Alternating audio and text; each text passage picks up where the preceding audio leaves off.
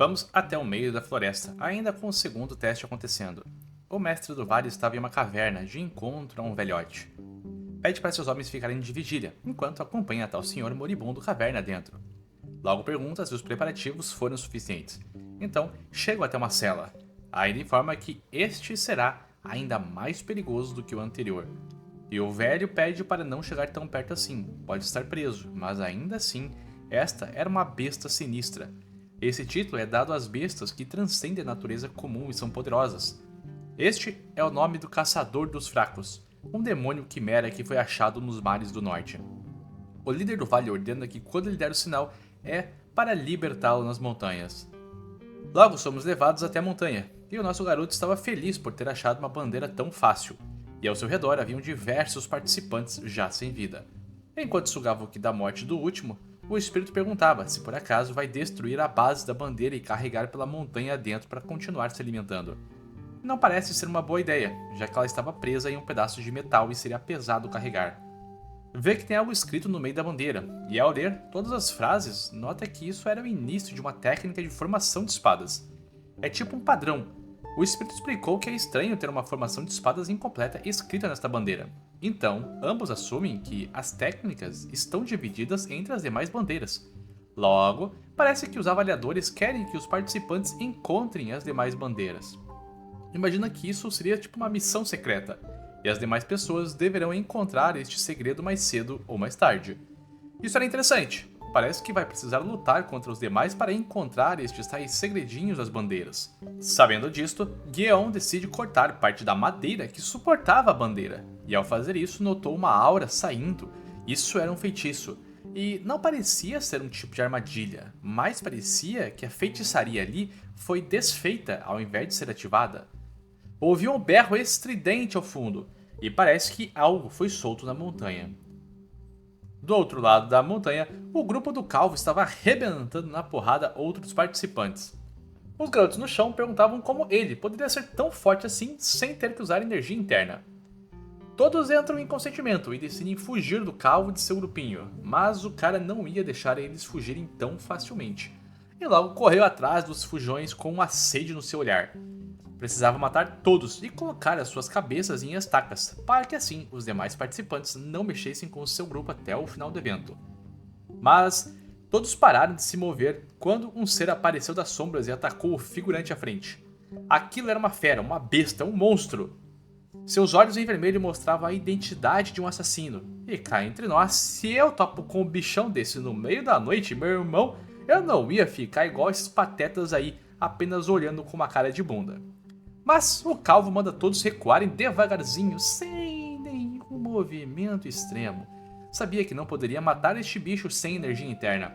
E como todo bom filme de terror, um bocó pisou em um graveto seco e fez maior estradalhaço ali.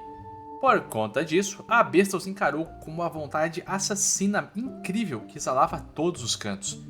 Porém, esta besta também encarou de fundo a bandeira, e por algum motivo aquilo deu medo. Então decidiu fugir dessa área. Todos se perguntavam o que tinha acontecido para esta besta fugir do nada. O calvo notou que atrás deles a única coisa que tinha era a bandeira, então talvez a resposta era justamente essa. A mesma sorte não tiveram demais participantes que estavam longe das bandeiras, porque a besta os perseguia sem nenhuma misericórdia, esmagando e devorando cada um que encontrava no caminho. Um dos garotos corria desesperadamente, até que se encontrou com o Prata e pediu por ajuda, já que tinha um monstro atrás dele. Mas mal sabe ele que o verdadeiro monstro estava à sua frente, né? E coitadinho, seu pescoço estava sendo apertado até ser estrangulado. E logo depois de matar o pobre sujeito, a fera estava de frente a Guion. Os dois se encararam, e o Prata tem a mesma reação que a nossa, perguntando que merda era essa na sua frente. Nunca viu algo assim antes. O espírito de sangue mencionou que isso parecia ser um caçador dos fracos. Era um demônio quimera que se alimenta da cabeça dos humanos, mas não deveria existir nessa parte do continente. A fera avançou para esmagar o Prota, que conseguiu saltar para trás e desviar do golpe, enquanto conjurava um feitiço xamânico e conjurou os 4 picos, formando 4 pilares de luz ao redor do monstro. Por fim, conjurou o encolher, que faziam as paredes de feitiço reduzir de tamanho até o ponto de esmagar a fera. mas Guion notou que sua barreira estava trincando com as afiadas garras. E subitamente, a fera conseguiu destruir o feitiço e rugiu alto, mandando o Prota para longe. Os dois, mais uma vez, se encararam e caminhavam lentamente na direção um do outro. Os olhos se chocavam. O próximo movimento seria o último e fatal. A besta de repente se oriçou, e uma leve aura foi visível, então decidiu ir embora e saiu correndo para o outro lado sem mais nem menos. O espírito disse que isso podia ser até normal, provavelmente que esta besta deva ter considerado Guion como uma presa difícil de caçar. Considerando o tamanho daquilo, deveria ser uma besta sinistra, no auge, quase chegando ao nível de uma besta estranha. Perguntou do porquê Guion estava preocupado. Se fosse necessário, ela iria intervir e matar aquele bicho. Mas não era por isso a preocupação do Prota, era porque esta besta maldita poderia roubar todas suas presas. Então precisa se apressar antes que não sobre nada para devorar. O grupo do Calvo estava carregando a bandeira com a base de metal e tudo mais. Isso foi ordem dele mesmo. E estava com o pressentimento que precisavam fazer isso. Não poderiam só quebrar a bandeira e carregá-la por aí. Metros à frente, toparam com a besta mais uma vez, e ela repetiu o mesmo ato ao encarar a bandeira, apenas virou de costas e foi embora. Quando isso aconteceu, todos concordaram com o careca. Tinha algo na bandeira que afastava aquela fera. Ainda informa que deveriam se apressar, provavelmente que as demais pessoas notaram que havia algo escrito nesta bandeira. E somos levados a cada um dos pseudos líderes de grupo, olhando suas respectivas bandeiras e as formações de espada escritas nelas. Lá no início da competição, diversos corpos estavam sendo transportados pelos membros do vale, e o velhote estava colocando um talismã em cada um dos corpos, mandando jogar estes corpinhos do penhasco, e que não era para eles olharem para baixo. Um dos guardas perguntou do porquê fazem isso ao invés de queimá-los, e sinceramente, o outro guarda não sabe responder, só sabe que sempre fizeram assim. Parece que este local é onde todo o fluxo se reúne. Não sabe o significado disso, mas era bom não questionar os superiores. Já jogaram centenas de corpos lá embaixo, então se pergunta quantos outros milhares já devem ter lá embaixo. E de repente o guarda estava quase se jogando do penhasco, até que o velhote o parou. O guarda nem mesmo sabia quando tinha chegado até ali, apenas foi atraído por aquela energia. O velhote repetiu para nunca olhar lá embaixo, apenas siga essa orientação, porque se fizer isso novamente, será possuído. Agora era a vez do grupo de Yonshu, que se encontrou com a fera, e a mesma apenas os ignorou por conta da bandeira e continuou devorando o rapaz no chão. Ao terminar seu lanchinho, fugiu dali e deixou aqueles garotos com um medo danado nos olhos. Yonshu colocou as mãos sobre a cabeça. Como poderia lidar com tanta coisa como este monstro à sua frente? Será mesmo que era possível sobreviver a este lugar? Ainda nota que tem algo muito estranho, porque de todos os corpos mortos, muitos deles só tinham os pescoços quebrados.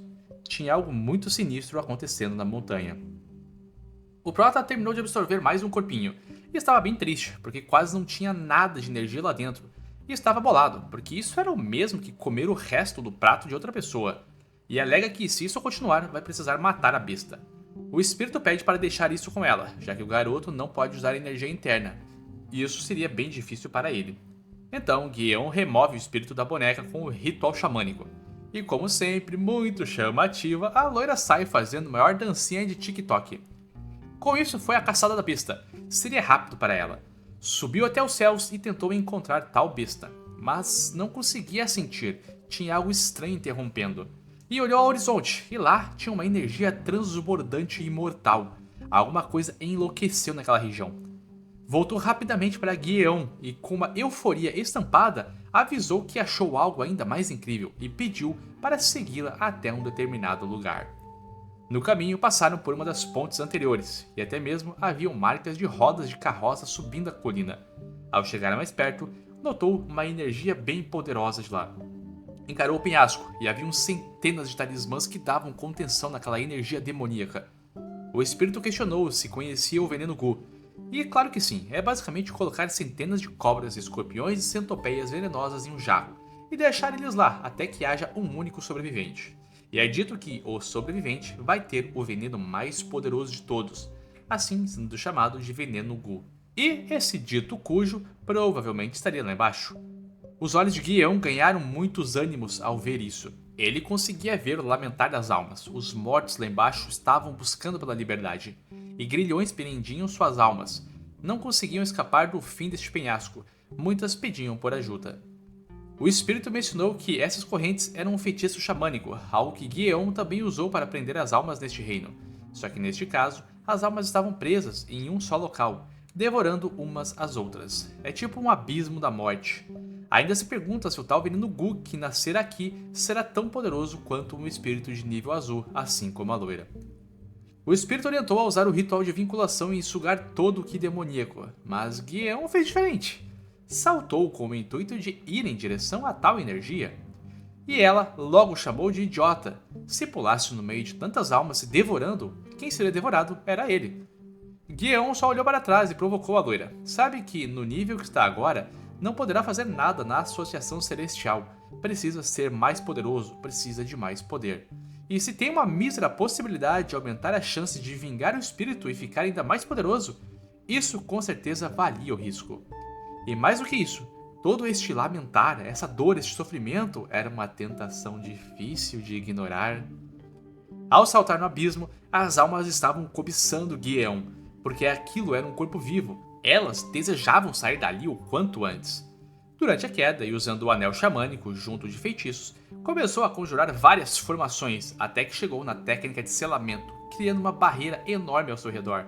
Isso repelia todas as almas irritantes à sua volta. Chegando próximo ao centro de tudo isso, é que o real banquete seria iniciado. Guion mergulhou naquela água repleta de corpos, e os espíritos estavam cada vez mais sedentos e se aproximando do corpo vivo. Os espíritos que vivem na água são muito mais perigosos e determinados do que aqueles que vivem em terra normal. Logo, convocou outro feitiço, o Dedo de Vajra, e um clarão de luz explodiu, espantando todos os espíritos. O prota conseguiu saltar da água, e essa foi por pouco. Ou é o que imaginava, porque os espíritos continuavam a puxar pelo seu pé. E é isso aqui que vai acontecer com vocês se não curtirem e se inscreverem no canal, tá ligado? Então já desce esse dedinho aí. O espírito de sangue chegou neste instante e aniquilou aquelas mãos que buscavam por Guion. Mandou se afastarem, como que ousariam jovens espíritos a irem atrás do que era dela. Então, com um golpe de sangue, explodiu aquele conglomerado de espíritos unidos da água. Ainda deu uma cascuda em Guion, que era isso que acontecia quando pulava sem pensar no que poderia acontecer. E o prota apenas respondeu que tinha fé que ela chegaria para o ajudar. E isso a deixou totalmente envergonhadinha, mesmo ela sendo um espírito de sangue de milhares de anos. Os espíritos inferiores não estavam mais se aproximando por conta da presença da loira, mas eles não eram um problema. O verdadeiro problema eram os espíritos vingativos que ali estavam. Eles eram repletos de energia demoníaca e ódio, eles não sentiam medo. Até ela vai ter dificuldades de o proteger se todos virem atacar. E, em especial, do ser que está no meio do vórtice de energia demoníaca. Se por acaso entrar lá, não terá garantias de sair vivo. Pede para Guion desistir da ideia, e de repente o garoto começou a retirar suas roupas. Então utilizou o ritual de vinculação para puxar aquelas agulhas que bloqueavam seus meridianos. O espírito olhou para isso tudo com uma cara de surpresa, porque fazer isso era bem doloroso e complicado. As agulhas eram postas entre meias vértebras da coluna. Guion removeu todas as agulhas, e de repente a energia do seu corpo foi exalada, uma aura demoníaca e assustadora. Armazenou muita energia por conta dos selos e de devorar os demais da montanha. Se ele absorver tudo, talvez até mesmo chegue no estágio inicial do Pico Supremo.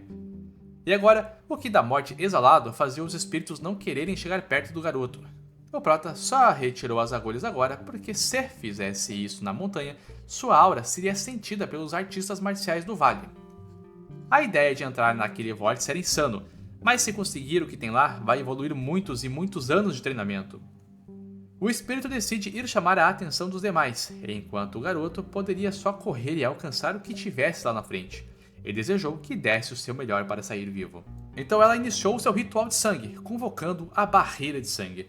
Este era o domínio da vontade demoníaca que englobou toda aquela energia ao redor deles. Ao fazer isso, deu espaço para Guion correr até o vórtice sem interrupções. Diversas correntes negras saíam daquele véu, e o prota precisava esquivar delas. Então, por fim, conseguiu entrar. E logo na entrada, o lamentar das almas aumentou exponencialmente. Toda a estrutura era feita dos rostos cheios de dores e lamentos. No centro, precisamente no núcleo daquilo, o Prota encontrou uma criatura devorando as almas dos cadáveres. E isso aqui é obra do cão, tá? Ô coisinha mais horrenda. Tal ser encarou Guion e abriu um belo sorrisão colgate. Um humano vivo estava no seu domínio, e partiu para comê-lo o quanto antes. Grilhões prenderam Guion, e à sua frente estava a bocona para o devorar. Ao colocá-lo dentro de sua boca, disse que iria mastigar cada pedacinho para então engolir com prazer. Guion de dentro disse ter a mesma ideia, porque estava ali para devorá-lo. Retirando o anel do dedo e imbuindo o poder xamânico nele, convocou assim uma das técnicas do livro de Zou, a maldição da tinta divina imperial. Então, uma explosão de dentro para fora ocorreu, deixando a criatura totalmente sem reação e paralisada. E uma das formas mais fáceis de absorver a energia é de dentro de outro corpo. Com a boca aberta, Prota usou o ritual de vinculação dentro da criatura. Mas tal criatura não havia desistido, não iria permitir que um mero humano o absorvesse. Então, de dentro dele, diversas mãos surgiram e o abraçaram, puxando para seu interior. De repente, o Prota se viu em uma sala com uma luz central, e atrás havia algumas pessoas e uma conversa estranha, onde era dito que os sucessores dos 5 reis já haviam decidido. E mais ao lado, 2 garotos estavam, e um deles estava super animado em apoiar seu irmão e ser o próximo rei, sendo o seu braço direito. Essa parecia ser a história do passado do espírito vingativo Dali. Em um momento do passado, eles também passaram pela provação do primeiro teste, de achar uma bolinha em meio ao lago. O irmão sucessor deu uma bolinha ao mais novo, na esperança de encontrar outra. E Guion estava em meio a tudo isso, vendo toda aquela cena.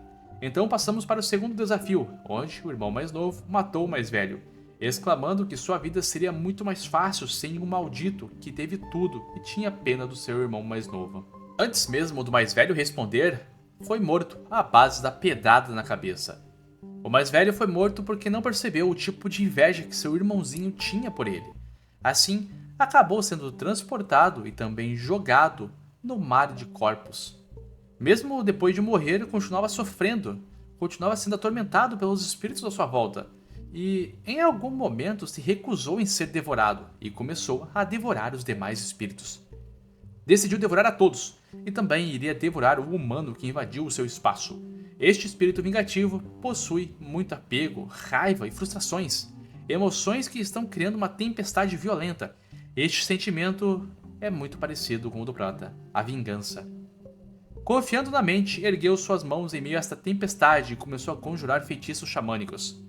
Do lado de fora, o espírito se questionava em o que poderia acontecer, porque o seu vínculo com Guion estava enfraquecendo subitamente. Por conta disso, ela se aproximou do vórtice e mandou entregar o seu mortal, isso se não quisessem desaparecer. Neste momento, todos os espíritos, até mesmo os de nível verde, estavam sendo absorvidos. Parece que o veneno Gu estava quase completo. Todos pediam por socorro, todas as almas queriam fugir dali, e anunciavam que o verdadeiro ser, cheio de desespero e maldade no coração, estava para nascer. Um espírito de nível azul nascera. Mas quem saiu do meio daquele vórtice limpinho em folha foi Guion. Logo a loira perguntou se este corpo havia sido consumido, até porque a aura e a energia estavam completamente diferentes. Mas não, quem se prontificou foi o próprio Prota, afirmando que devorou um belo espírito e um mar de energia lá dentro.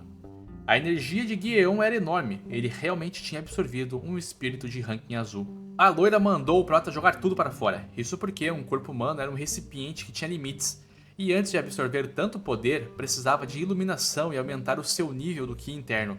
Se apenas consumir em excesso, vai ser venenoso ao corpo. Sabendo disso, Prota decidiu fazer outra coisa ao invés de só jogar toda essa energia linda fora. E então fuçou as pilhas de caveiras e ossos, e lá encontrou uma bem específica. Essa era a caveira do espírito vingativo, que estava em meio ao vórtice. Injetou a energia que consumiu nesta caveira, e de repente começou a ser criado um corpo astral. E de repente surgiu o corpo de uma pequena garota. E o espírito de sangue perguntou se estava realmente certo isso aí. Até porque quem apareceu agora estava se chamando de homem. Parece que ele colocou a energia no corpo errado. Sei lá. O autor disso aqui parece gostar de transformar homem em mulher, né?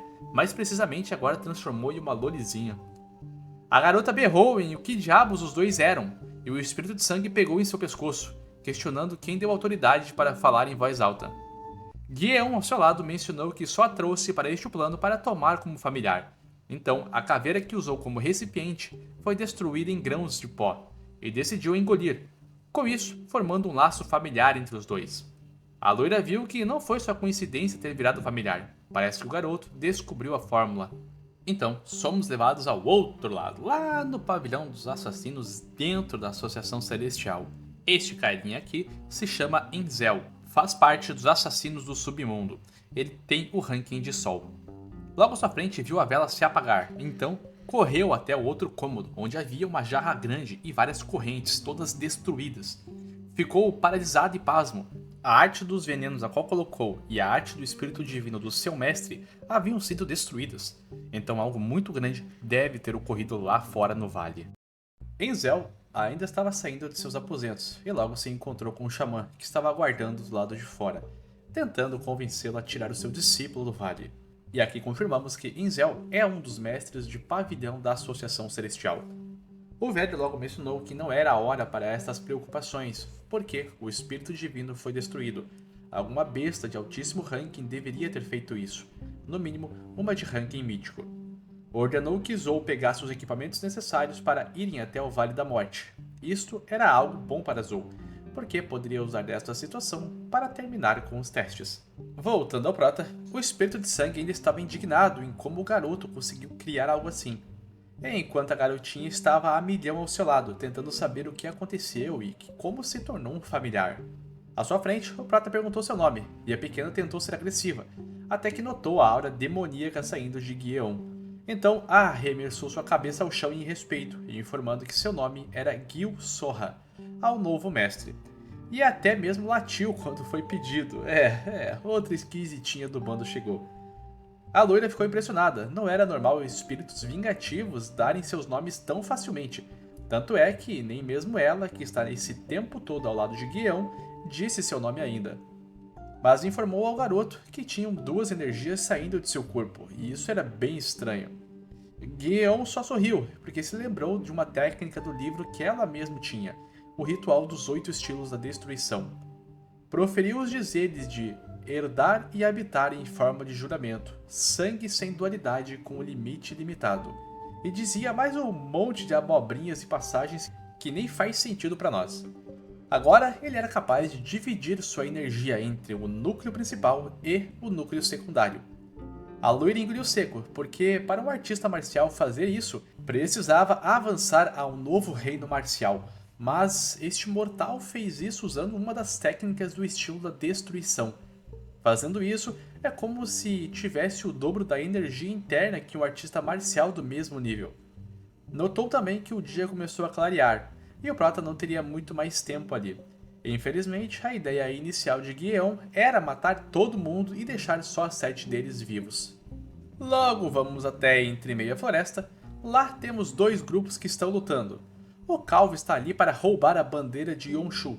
Até mesmo zoou Harang, uma discípula de alto nível que poderia agora estar no seu time, mas o rejeitou no início. Yonchu olhou para trás e pediu para aguentarem mais um pouco, o sol estava para nascer. Mas o Calvo já os incitou para a batalha, não precisaria de muito para matá-los. Todos do seu grupo estavam berrando alto, e Yonchu mandou eles pararem de fazer aquilo. Harang olhou para a floresta, algo grande estava se aproximando em velocidade. Yonshu percebeu que a besta selvagem tinha ficado ainda mais poderosa com as dezenas se não centenas de corpos que devorou no caminho. Harang mais uma vez olhou para o outro lado e viu o Calvo e seu grupo parado, então sacou que isso deveria ser a bandeira. Então ordenou a todos para ficarem perto e não fugirem para a floresta. Então todos se uniram perto da bandeira, mas no instante que ela foi pular, a besta conseguiu atacá-la nas costas. A garota acabou ficando no chão, desnorteada, de frente à grande besta. O grupo de Yonshu tentava ajudar, arremessando várias pedras e tentando distrair a fera, mas nada funcionava. Aquela besta estava fixada na garota e estava prestes a matá-la. Mas uma voz ao fundo surgiu, ordenando que a besta fosse amarrada. Então, grilhões negros surgiram das sombras e prenderam completamente a fera. Quem chegou foi Guion, afirmando que isso era muito bom. Afinal, estava quase sem tempo para encontrar a todos, e agora geral estava juntinho e reunido. O calvo estava berrando do porquê a besta não atacava, e isso é porque ele não consegue ver as correntes espirituais. Harang era a única entre eles que conseguia ver essas tais correntes, e a garotinha ao lado do Prota. A garota logo avisou a seu mestre sobre a garota que Yonshu estava carregando. Ela podia os ver. A besta começou a se contorcer violentamente e estava quase destruindo aquelas correntes espirituais. Mas antes de continuar, o Prata saltou em cima dela, metendo uma bicuda para baixo, deixando a fera em um estado bem crítico. Todos paralisaram por segundos, e Guion abriu a boca da fera, mandando devolver tudo o que comeu. Com este movimento, a besta berrou de dor, isso porque Guion estava forçando ainda mais suas mandíbulas a se abrirem, até que por fim destruiu por completo elas. O calvo sentiu um frio na espinha ao ver o sangue escorrer como uma chuva, e então gritou a todos do seu grupo que deveriam correr, fugir o máximo possível. Guion os encarou e mandou seu espírito os prender, e mais correntes etéreas foram criadas ao redor de cada uma das figurinhas fujonas, incluindo o grupo a qual estava apenas parado e chocado pela cena. Enquanto todos estavam presos, o Prota decidiu dar uma boa olhada nas bandeiras. Verificou a bandeira de Yonshu e viu que lá não tinha nada de diferente da sua, era o mesmo texto. Então a destruiu. Foi até a bandeira do outro grupo e o calvo se prontificou que não havia nada de diferente na sua bandeira também, mas leu a dos outros grupos e poderia contar tudo a Guion. Queria negociar, se entrasse em sua equipe, é claro. O grupo inteiro estava berrando em como o cara era capaz de fazer isso, e Guion apenas ignorou, enquanto foi visto olhar um a um, e atrás de um dos rapazes encontrou o bastão que carregava a bandeira. O calvo tinha mandado o grupo trazer, porque não ia memorizar tudo tão rapidamente. O Prata até mesmo pegou a bandeira do calvo e falou que era de sua propriedade agora, não precisavam causar confusões. E de longe, Yonshu berrou ao seu irmão para não acreditar no calvo, que iria o trair no primeiro momento possível, e eles também têm uma bandeira e pede para se juntar ao seu grupo. Assim, os dois líderes de grupo começam a discutir um com o outro, como se fossem criancinhas disputando pelo Prota. Então, depois de tanto falatório que durou vários minutos, Guion bateu as palmas e disse estar emocionado, todos o queriam agora. E de certa forma, amaria ficar com todos, mas as regras não permitiam. Se escolher um lado e ignorar o outro, não vai ser justo. Então vai fazer um joguinho, um testezinho, enquanto remove as restrições de todos. É para lutarem uns contra os outros até a morte. E os últimos 7 sobreviventes vão formar um grupo, e claramente vai entrar neste grupinho de vitoriosos. E sinceramente, vocês acham que ia acontecer o quê? A molecada começou a cair na porrada um contra o outro, soco franco, pontapé, mordida na orelha, lambida atrás do pescoço. O calvo matou um dos seus oponentes com um mata-leão, e de fundo Guion até elogiou ele como se fosse um ser superior. E isso deixou o cara puto da vida, jurando que ia matar ele, não importa o que aconteça. Minutos depois, os guardas chegaram para avisar sobre o fim do teste, mas estavam bem espantados. Yonshu precisou parar um dos seus garotos, porque ele estava maluco a continuar afundando o crânio de outro já morto. O velhote e o líder do vale estavam ali, e ficaram chocados ao ver o caçador dos fracos morto e sem metade da sua mandíbula. O líder questionou ao seu guarda se por acaso o garoto que matou a fera estava com o ki interno bloqueado, e o mesmo foi checar Guion, confirmando que sim. Logo o líder se retirou junto ao velhote, e é dito que o Prota recolocou algumas agulhas novamente, mas mesmo bloqueando seus pontos, seu núcleo central ainda estava funcionando. O espírito de sangue pediu para não baixar a guarda, isso porque aquele homem mascarado era bem poderoso. A aura era bem parecida com a do rei da luminescência, e ser especial assim poderia atrair a atenção indesejada. Depois do fim do teste, começaram a escolher os participantes sobreviventes, e logo sobrou uma grande leva, de 259, onde 59 falharam e foram removidos deste teste. 200 foram separados, e entre eles haviam os que conheciam as técnicas que estavam gravadas nas bandeiras daqueles que não conheciam. 80 foram nomeados de ranking alto, e 160 de ranking baixo. O calvo imagina que aquilo deve chegar em breve e encara Guion. O líder do vale estava com uma placa na mão, e era isso que ele estava esperando. Agora decidiria quem seria o melhor competidor deste evento. Se perguntava em como poderia decidir tal. Então, de fundo, o calvo se levantou, afirmando que poderia acertar qualquer pergunta sobre as artes marciais escritas naquelas bandeiras. Com isso, o líder questionou uma explicação, e o calvo informou que era uma técnica de espada especializada em raio e velocidade, e tinha uma característica atacar os 3 pontos vitais do corpo. O líder se impressionou, o garoto conseguiu entender um pouco sobre essas artes. E o garotão apenas encarava o prota, se achando fodão por fazer aquele tipo de explicação e receber um elogio do mestre do vale. Mas o prota, logo em seguida, ergueu suas mãos e perguntou se por acaso aquilo não seria uma formação de espadas também. Então foi questionado do porquê achava isso. E Guião explicou os motivos do porquê. E o calvo estava em choque, porque para saber se isso pertencia a uma formação de espadas, precisava estar no nível de um mestre para cima. Uma formação de espadas é dita ser uma técnica que é realizada por diversos espadachins. Para ver através de uma técnica dessas apenas com a teoria, é preciso imaginar essas movimentações se encaixando por centenas, se não milhares de movimentos de espadachim. Neste instante, o calvo sacou que o prota era uma montanha à sua frente, não era só habilidade, mas também um gênio. O líder parou por alguns segundos, tentando imaginar se deveria testar ainda mais este garoto. Então, realizou uma pergunta simples, que foi prontamente respondida. Então, caiu logo na gargalhada profunda, alegando que merece estar em primeiro lugar neste teste também, e arremessou a placa de vitorioso. O calvo estava rangendo os dentes, estava irritado e também decepcionado consigo mesmo. O líder do vale alegou a todos que agora tinham o direito de se tornarem artistas marciais intermediários.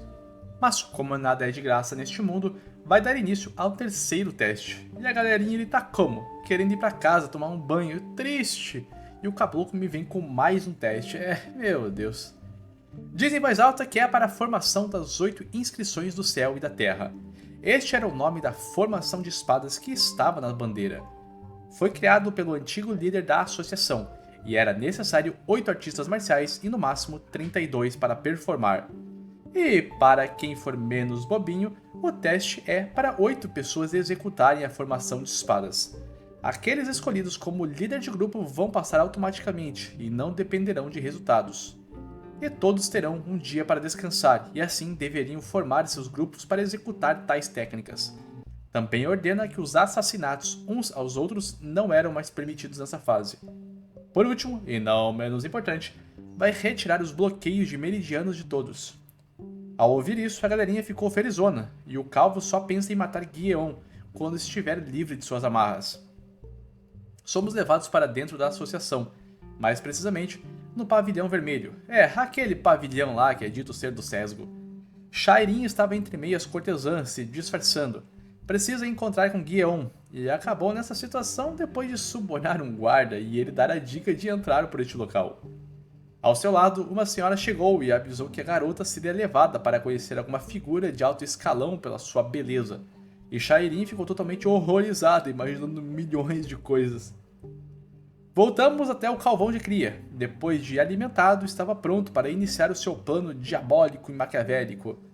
Quando os meridianos foram libertos mais cedo, sentiu que a energia do prota era apenas de primeira classe. E como seu nível é de pico, era no mínimo um ranking a mais, ou seja, era superior e mais forte. Imagina que Guion deve estar circulando energia agora, e vai aproveitar este momento para matá-lo. E no momento que abre a porta, dá de cara com este pestinha. Parece que ele também teve a mesma ideia.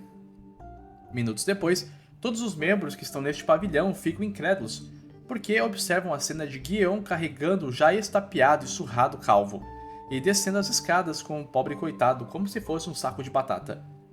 O prota ficou meio bolado, porque o carinha aí era bem mais fraco do que esperava. E o espírito de sangue respondeu que não é o que o calvo era fraco, é que Guion estava absorvendo energia e se fortalecendo muito mais rápido do que uma pessoa normal. Estava bem mais poderoso. E antes que continue essa jornada sem saber de nada sobre o mundo marcial, vai contar sobre os reinos. O mais baixo é a terceira categoria marcial, seguindo pela segunda e também pela primeira. Aqueles que têm um potencial ultrapassam a primeira categoria e vão para o nível de pico marcial, que é dividido entre inicial, intermediário e máximo. Se ultrapassar este nível, vai chegar ao reino dos Banguelas, no caso dos Transcendentes. Essa piada aqui foi pra poucos, tá? Desculpa, sobrinho. O mestre da mansão Mok era deste nível transcendente, por exemplo. Mas nem todos dentro do reino transcendente são iguais. Existe um abismo em quem está no início e no máximo do estágio. O líder do vale e o rei da luminescência estão no ranking máximo da transcendência. E claro, tem mais um nível acima deste, que é o reino irrestrito, um nível que ultrapassa os limites humanos e separa os oceanos e montanhas. Ainda avisou que o Calvo estava no pico intermediário e Guion estava no pico máximo. Tomado pela curiosidade, questione qual nível o espírito estava em seu auge. E ela não responde, dizendo que um dia o garoto irá descobrir. Chegou por fim em uma sala e jogou o Calvo lá para dentro e logo deu um coice nele, avisando que precisava começar o seu recrutamento. O Calvo acordou assustado e logo berrou de raiva em como Guion tinha coragem de usar o veneno dissipador de Ki. E o Prota perguntou o que raios de diabos era isso. E o espírito explicou que é um veneno que dispersa a energia interna, e como o Ki do Prota era envolto de morte, fazia praticamente a mesma coisa. O careca continua reclamando de fundo, e o Prota manda ele calar a boca, e se já tinha a resposta da oferta de mais cedo. E de maneira bem maluca, o Calvo manda o Prota ir para a casa do Chapéu, que não iria entrar em sua equipe mesmo que morra. Guion bateu as palmas pela determinação e sentia muito, seria muito legal ter alguém como ele em sua equipe. Decidido a nunca mais topar com Guion, o maluco começa a se retirar da sala. Mas a mãozinha da maldade tocou em seu ombro, perguntando onde iria. Como foi recusado, ficou muito triste, então liberou um de seus espíritos de dentro dos bonecos. Logo, o corpo do Calvo travou e ele tentou expelir essa energia, mas Guion meteu a bufa e mandou não fazer isso. Depois dessa recusa, ficou muito tristinho, desolado, estava quase chorando, e para pagar por isso tudo, vai aceitar o corpício do Calvo como presente. O monge demoníaco começou a devorar por dentro, assumindo o corpo do Calvão de cria. Mas antes de terminar o processo, do lado de fora, Harang estava batendo na porta e pedindo para entrar. Ao olhar para frente, o monge já havia entrado no corpo e estava se adaptando. Quando Harang entrou no quarto, viu que o Calvo estava com a cabeça baixa em sinal de respeito. Então, Guion disse que ele é seu primeiro membro de equipe. Harang ergueu a cabeça e disse que este não era o Calvo. Sim, guys, eu sempre vou chamar este cara de Calvo porque é muito mais divertido. O Prota apenas sorriu, e ao redor da sala os seus espíritos estavam se manifestando. Ele ficou bem animado em encontrar uma pessoa que poderia os ver também. Então, libertou a pequena Lorizinha. Agora que Harang sabia sobre seus espíritos, vai precisar matá-la. A Lori estava ali pedindo pelo corpo da garota, mas Harang berrou que não estava ali para lutar. Veio conferir, para confirmar se não tinha ficado louca e estava vendo coisas aleatórias. E diferente de ficar com medo, a feição da garota ficou totalmente animadinha, extasiada, falando que pagaria o preço. Precisava do poder de Guion e pediu por ajuda. Ela daria o seu próprio corpo, mas precisaria do poder do ser invisível que ajuda ele. Guion perguntou do porquê deveria ajudar. Nessa situação atual, poderia simplesmente matá-la e assumir seu corpo. Harang, neste momento, retirou uma adaga e disse que o Prota estava a subestimando. Neste mesmo momento, o espírito mandou esquivar, e então uma adaga rolou em seu rosto, e foram visíveis diversos fios de lâmina pela sala. Logo, a bonitona afirmou que também poderia o matar se quisesse. O espírito reconheceu esta técnica, era do rei assassino, ela deve ser uma descendente. E ao falar isso em voz alta, Harang questionou em como Guion conhecia tal título. Então o espírito contou sobre o nome da técnica, que era a sutil lâmina fantasma, e o Prota apenas a repetiu isso em voz alta, deixando a garota bem perplexa. Isso porque o rei assassino é o fundador da casa dela, e todas as artes de assassinato dentro de sua família são passadas apenas verbalmente. Não tinha como alguém que não era da família ou um sucessor saber sobre tudo isso. Agora ela queria mais do que tudo extrair todo tipo de informação do Prota. Mas à sua frente, Guion deu uma pisa forte no chão, destruindo uma parte do solo que fixava os fios e então saltou na direção da garota. Ela ainda arremessou várias adagas, mas todas desviadas, e antes de conseguir pegar a garota, ela saltou para cima e estava em uma excelente posição para matar o nosso garoto. Enquanto fazia isso, o Prota disse que ela era bem rápida, muito mais rápida que o Calvão de cria, e se virou com um olhar psicopata e então mordeu a lâmina que descia em sua direção. Olha, essa cena é coisa de doida. Esse moleque me deixa muito sem palavras. Com este movimento maluco, conseguiu pegar a garota pelo pescoço e encostar na parede. E ainda elogiou em quando ela teria feito isso, porque, ao redor de seu pescoço, a linha laminada estava circulando. Usando seus dedos, o prota apenas encostou no fio e queimou parte de que fazia o nó. Antes de Harangue se espantar, suas costelas estavam sendo espancadas com um soco pesado. Então ficou no chão, caído e agonizando. Neste momento, o prota a ergueu pela cabeça e disse que foi aprovada. Inicialmente, ia entregar este corpo para a Sora, mas mudou de ideia, vai usá-lo. Então passou o dedo na ferida do seu rosto e logo colou este dedo sujo na boca da garota. Ela notou que isso era venenoso, e não qualquer veneno, era um bem poderoso e letal. O prota chutou, e a ordem agora é que ela seria a sua cachorrinha leal, e se concordar com isso, vai ajudá-la com seu poder. Harangue nessa situação lembrou das palavras de seu pai, que, em raras ocasiões, nasce um ser que é chamado de Estrela Assassina, um ser que não tem pudor em matar, não hesita em brincar ou matar as pessoas, e até mesmo sentia prazer ao fazer isso. Estes são os próprios maus encarnados. E ainda havia deixado a dica que se topasse com alguém assim em sua vida, não era para se aproximar. E parece que Harangue não seguiu muito bem os conselhos de seu pai. Minutos depois, o bonde estava passando de cara fechada, e a meninada em volta entendia nada. Que tipo de absurdo era esse? Estes três se juntarem. Não, não era isso. Eram os dois membros de clãs bem importantes da associação, se tornando subordinados de um desconhecido. Yonshu a encarou em uma sala distante e tentou imaginar o que seu irmão estava fazendo, mas, lá na floresta, ele não deu a mínima para sua família. Será que Guion ainda o odeia? Se perguntem o que pode ter feito para mudar tanto assim. Bom, precisa limpar sua mente. Precisa focar em sobreviver a este inferno. Quando chegou a este local, imaginou que seria o único no Reino do Pico, mas ainda haviam outros com o mesmo potencial. Agora sabe que o mundo é gigantesco e precisa ficar ainda mais forte para combatê-los e também ficar vivo.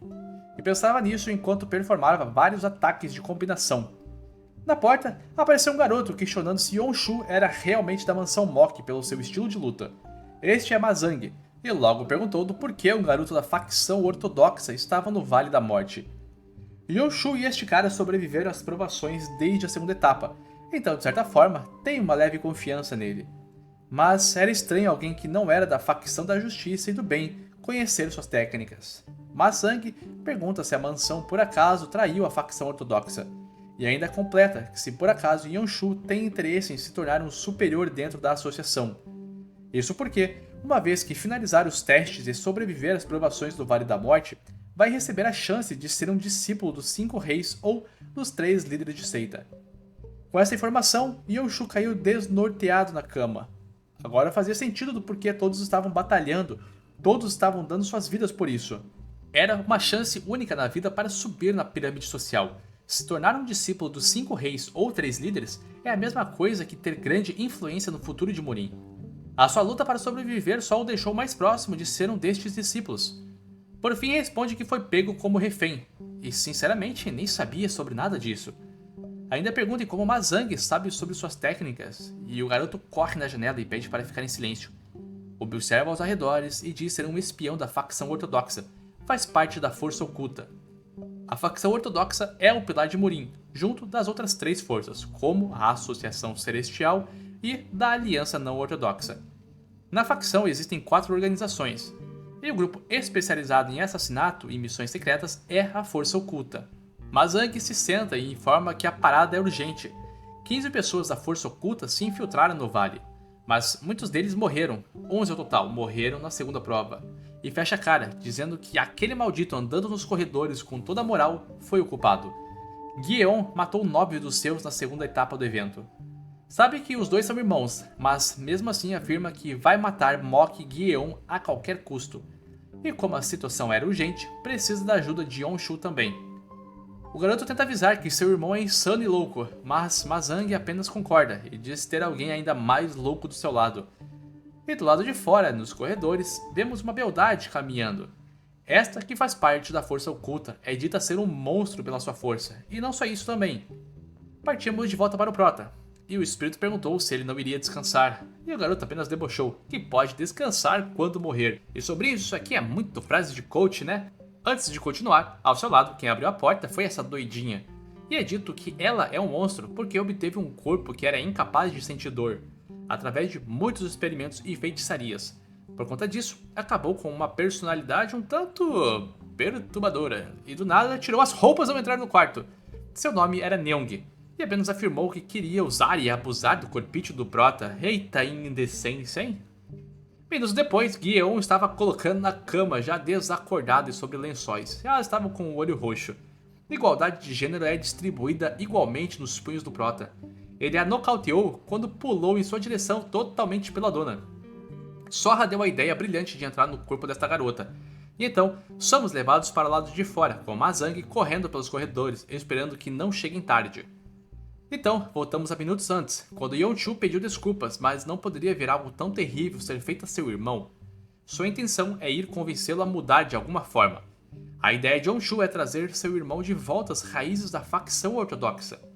Quando os dois chegaram ao salão, notaram uma movimentação estranha, e alguns garotos estavam desacordados e sendo carregados pelos guardas. Mazang logo avisou que aqueles eram espiões da força oculta, e ao fundo o guarda estava elogiando Guion pelos seus feitos de entregá-los. Então voltamos 15 minutos antes, quando Sora entrou no corpo da peladona e explorou suas memórias. Esta era uma espiã da facção, e pelas memórias da garota atual existiam 4 outros espiões, incluindo ela mesma. Guion questionou sobre essa divisão de facção ortodoxa e não ortodoxa, parecia algo bem idiota. E o espírito de sangue concluiu que sim, mas os dois lados pensam que estão certos o tempo inteiro, e até mesmo se matam por isso. Pelas revelações, estes espiões queriam se livrar do prota, e então é perguntado o que ele faria. Sora perguntou se deveria matá-los, mas não, ele tem uma ideia bem melhor enquanto sai do quarto. E essa ideia foi de encontrar e entregar cada um dos espiões para a Associação Celestial. Ao ver Mazang no caminho, Sora levantou seu dedinho, afirmando que ele também fazia parte do grupo espião. E o cara apenas deu as costas e zarpou, correu, deu fuga para o outro lado, enquanto os guardas estavam perseguindo. Yonchu encarou seu irmão, agora com uma raiva em seus olhos. Então foi o confrontar. Como poderia ter feito isso quando também é um membro da facção ortodoxa? Mas o prota perguntou se ele era ingênuo ou burro mesmo. Se falasse isso em voz alta, seria considerado um espião. Ele perguntou se Yonchu não calculou que o mestre do Vale já saberia sobre estes espiões. Ainda alegou que quando o segundo teste acabou, o líder do Vale estava observando os movimentos destes espiões, e avisa como um amigo e irmão, que se por acaso se importa com a mansão Mok, não deveria fazer algo assim de novo. Ainda mais deseja sobreviver a este inferno. Ao dar as costas, Yonchu perguntou se seu irmão sabe do propósito dos testes do Vale da Morte. E o prota apenas respondeu que não faz questão de saber algo assim. E indo embora, o espírito questionou se não deveriam ter matado ele. E bom, este não era o momento. Como ambos são da mansão Mok, se o matar vai levantar muitas suspeitas. Mais à frente, um dos guardas informa que o líder do Vale deseja ver Guion. E muito mais à frente, somos levados a um homem se observando no espelho. E do lado de fora, um guarda informa que trouxe aquele pedido. Logo, a máscara é colocada em sua face e pede para deixar o garoto entrar. O líder pediu para Guion se sentar, e não foi um pedido bem amigável. A primeira pergunta é se ele, assim como Yonchu, são irmãos e que vieram da casa Mok. E sim, o prata confirmou isso. E em um saque rápido de espada flamejante, diz que é estranho, os dois foram trazidos como prisioneiros. Então, por que estava expondo os espiões da Aliança Ortodoxa? E essa resposta precisava ser decente, senão iria matá-lo. Com a espada no seu pescoço, entendeu por que o espírito de sangue mandou tomar cuidado com este homem. Sua energia era quente e assustadora. O espírito apenas encarava essa lâmina de boca aberta e pediu para Guion repetir as palavras após ela. Então seguiu suas palavras e perguntou se a casa Li aprendeu a controlar o Ki do amanhecer ardente. Antes do líder perguntar como, o prota se levantou, apenas confirmando que sabia sobre a técnica da espada flamejante. O líder ficou pensativo, porque só 4 pessoas na associação, contando consigo mesmo, sabem sobre isso. Se questiona se o líder mandou este garoto como um refém, apenas de disfarce só para o testar. Se lembrou das palavras do mestre, que era para mostrar lealdade por 4 gerações, e só assim permitiria que a Casa Lee usasse novamente o título de rei. Guion perguntou o que aconteceu para ainda estarem no Vale da Morte. A Casa Lee deveria ter recebido o título de rei. O líder novamente questionou o que o garoto era, se foi um enviado pelo mestre. E o prota não responde, apenas se movimenta em uma pose estranha. Essa era a arte da espada de dedos. Realizou algumas poses, e o líder conseguia sentir, mesmo que o garoto não falasse nada. A trajetória estava apontada para os 8 pontos vitais de seu corpo. Sentia a pressão como se o garoto realmente estivesse performando tal técnica e o atacando. Essas artes marciais eram as mesmas que seu avô sempre contava, a arte da espada da veia lunar. Prota riu, não esperava que o líder do vale reconhecesse tais técnicas, já que parecia tão novinho. Deveria ser o neto de Li Huamon. E memórias deste velhote viajaram até a mente do líder, onde dizia para seu neto não odiar a líder a qual serviu por mais da metade de sua vida. Ela não era uma traidora como diziam por aí. O passado do líder então é mostrado. Seu verdadeiro nome é Li Hyeon, e estava todo detonado, perguntando a seu avô se a família Li realmente era uma traidora. E o garoto precisou passar por muitas provocações e insultos por sua família ser de traidores. Isso porque seu avô jurou lealdade à veia lunar. Hyeon não entendia seu avô, porque ele sempre se manteve fiel àquela mulher. Poderia muito bem ir jurar lealdade ao líder da associação. Ainda berrou com seu velhote que ele foi o culpado por servir aquela mulher, e até foi rebaixado a ser mestre do Vale da Morte, apesar de ser um homem extremamente poderoso, podendo competir com os reis.